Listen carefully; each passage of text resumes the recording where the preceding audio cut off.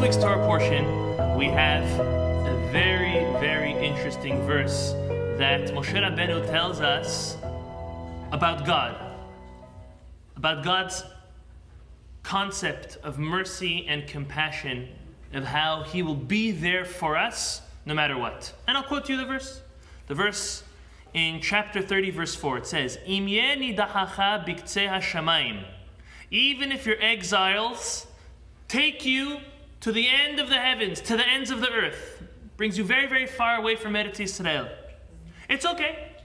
Because Misham mikabetzcha Adonai Elohecha, from there, God will take you.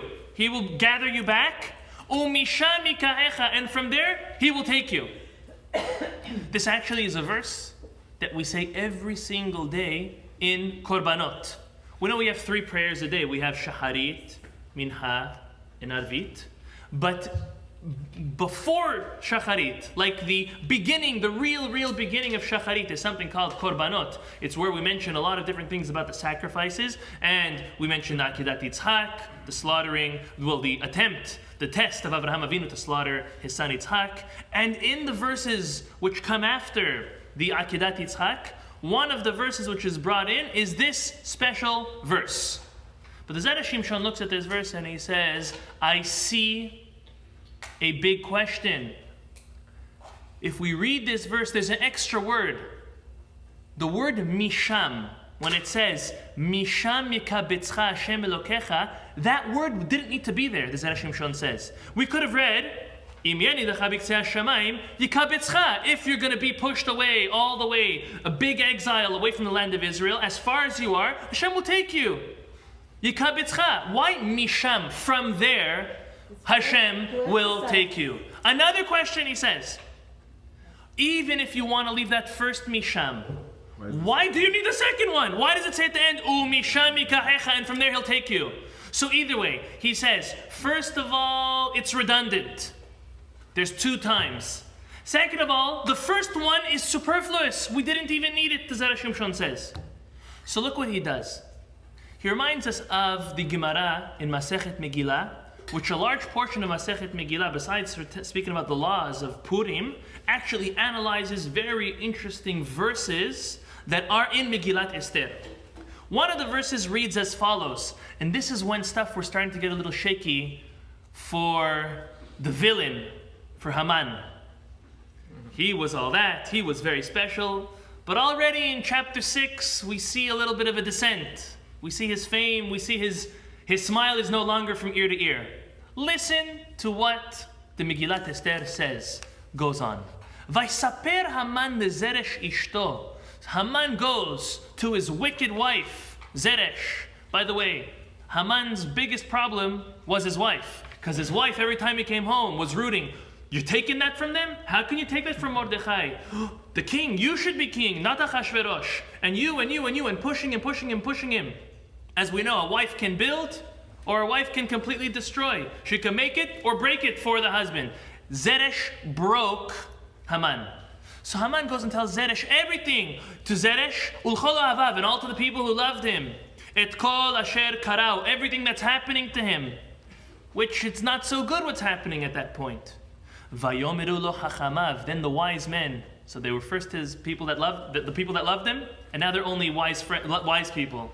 Because when a person is up and high, everyone loves you. Later on is just an advisor. I'm your attorney. I'm your acquaintance. I'm not your love. I'm not your friend. They tell him, and Zeresh Ishto also tells him, everybody tells him, Im mizera haYehudi Mordechai.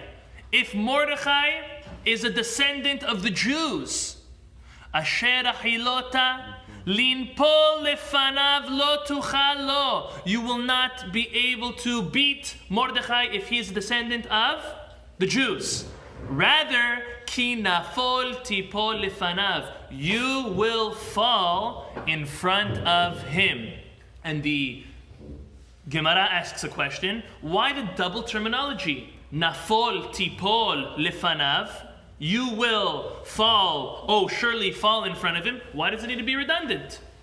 So the Gemara answers, very, very nice concept. The Gemara answers that Bnei Israel are compared to two things. The reason why they're compared to this is actually because when God blessed Avraham Avinu, He blessed him that his descendants would be two things. And what are those? Like the sand and like the stars. As numerous as the sand, can anyone count sand? Even if I give you a bag of sand, you can't count the sand. Imagine the whole world. It's not possible to count sand. Can you count stars? Never. We can't even see all the stars. So HaKadosh Baruch Hu blessed Avraham Avinu, your descendants will be as numerous as the sand and as numerous as the stars. The Gemara says, you want to know the truth? The truth is Bnei Israel are either like the sand or like the stars. And what does that mean? That means when a Jew or when the Jewish population is not doing too good, unfortunately, we go as low as the dirt, as the sand, as the ground, all the way rock bottom. But when we do great, we're all the way up like the stars, all the way up high. We're kind of like extremists, all or nothing. When we're doing great, we're doing amazing. But when it rains, it pours, and lo alenu all the way down.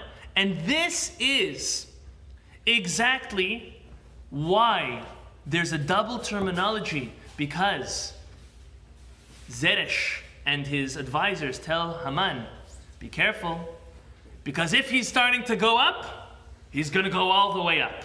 So be very careful. The Zera Shimshon quotes another Gemara. The Gemara analyzes a verse in Amos. Amos Hanavi writes as follows: Nafela lo tosif. Bnei Israel have already fallen, and they won't continue to fall. But kum betulat Israel, Israel, the virgin Israel, get up and now rise. The Gemara learns that when a person has already hit the rock bottom, there's only one direction, and that direction is up. And this concept is the same in everything. It's the same with a person, it's the same with a friend, with a relationship, with a business, with stocks, right? When's the best time to buy stocks? It's when it's down. We've seen many stories. The greatest one, the one that comes to my mind, is the story of Onkelos Hager. Onkelos was a convert, and he went to his uncle, the Caesar, and he told him, Uncle, give me a good advice. You want a good advice? You want to become rich? Go find something which is the lowest of the low. Buy that, hold on to it, and sell it when it grows. Oh, wow, that's a good business model. So what did he do? He went and he looked and he looked and he looked and he looked. What did he find? He found that the Jews were the lowest of the low. They were the sand. They were the rock bottom. So he invested. He bought in. And then he bought so much, Baruch Hashem, he was able to sell. He was able to give Torah, sell Torah. And then his uncle came to him, told him, what are you doing? He said, I'm doing your advice. You told me go look for low. There's only one direction, and that's going up. And that's what he did. He used his uncle's own trick, or his advice, back on him. Nevertheless, the Zera Shimshon says, falling is actually a prelude to an ascent. And that's everything in life. Whenever we have something hard, whenever we fail, there's no such thing as a failure. A failure is really a learning opportunity and a stepping stone for growth.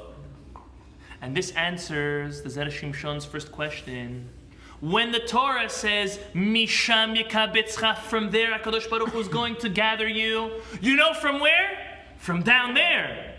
From the ground, from the dust, from the sand. Once you've fallen, there's no other way up, as like the Navi said, Amos said, only get up, kum betulat Israel. From there, HaKadosh Baruch Hu will bring you up. Okay, so then why do we need the last part? Umisham yikachecha? Listen to what the Zera Shimshon says. He says, what's the reason why Bnei Israel went into their exile, to their galut? This is exactly what we're talking about.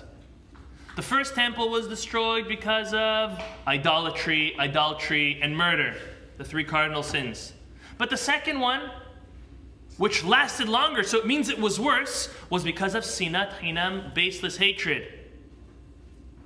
And how are we going to bring the geula, the redemption? Through the opposite, through shalom, through peace, through ahavat hinam, giving love and compassion just freely to everyone. So look what he says. He says, HaKadosh Baruch Hu, Misham yikabetzcha. When we're out far away, when we're down at the bottom, Hashem's going to put us together and He's going to give us the gift of peace. Even though we might not be deserving, but He's going to activate in our hearts, in each and every one of us, to be peaceful with one another. That's Misham yikabetzcha. He's going to put us all together, but we're still going to be in galut. We're still going to be in exile. Now, Misham yikachecha. And from there, He will bring us to Eretz Yisrael for the final Geulah, for the final redemption. And he says there is no, as we know, the Zera Shimshon always analyzes the extra words or the superfluous words. There's not one extra word. There's not one extra letter in our Torah. And he says, Misham Misham, we need both of them. One, to collect us and put us in peace, and two, bring us all the way to the final Geulah. He continues and says one more thing, this concept of when someone is so low, that HaKadosh Baruch Hu comes and saves them, we see it elsewhere. When was the first time Moshe Rabbeinu meets God? He was 80 years old. He was out in the desert. He was out by a mountain. And how did God appear to Moshe Rabbeinu? In a seneh, in a little thorn bush. Little bush. You know what the Midrash says? HaKadosh Baruch Hu could have appeared as anything, but He appeared as a thorn bush for a certain reason. Because Bnei Israel were at the bottom of the bottom. They were at the sand, they were at the dust of the earth. HaKadosh Baruch Hu appears to Moses and says, I see where they are. And you know what? I didn't give up on them. Moshe kind of did already. He's been away for a long time. He said, I didn't give up on them, even though they're this low. You know what? I'm going to pull them out from there. All the way, Misham, from the lowest of the low. I'm going to pull them out of Egypt. Are you going to sit on the side and watch? Or are you going to do what you were born to do? And be the messenger and the deliverer? And that's what Moshe Rabbeinu did. And this means something so important to each and every one of us. Sometimes we find ourselves rock bottom, at the bottom low. If it's in business, if it's in a relationship, if it's our self-esteem, our confidence. Sometimes we feel like we are really crushed. But there's hope. Because if we turn to HaKadosh Baruch Hu, Misham yikabetzcha, He will gather us from there. Umisham yikachecha, He will take us to our deliverance. He will. Why? Why do we need to be at the bottom out of the bottom for Him to save us, collectively and individually? Because when someone hit rock bottom all the way to the end, they are helpless. And then they look up and they know the only way they're getting out of this one is if HaKadosh Baruch Hu Himself gets involved. And that's all Hashem wants. We don't need to hit the rock bottom. God doesn't want us to hit the rock bottom. He just wants us to realize that it's fully Him. If we're going to be so immature and have to wait till we hit the rock bottom for Him to come and get us, that's what we're going to do. But He will always be there to take us out. This is before Rosh Hashanah. The Torah is giving us a very strong message. Don't ever give up on yourself. Doesn't matter how low. Doesn't matter how hard. Doesn't matter how low the numbers in the business are. It's okay.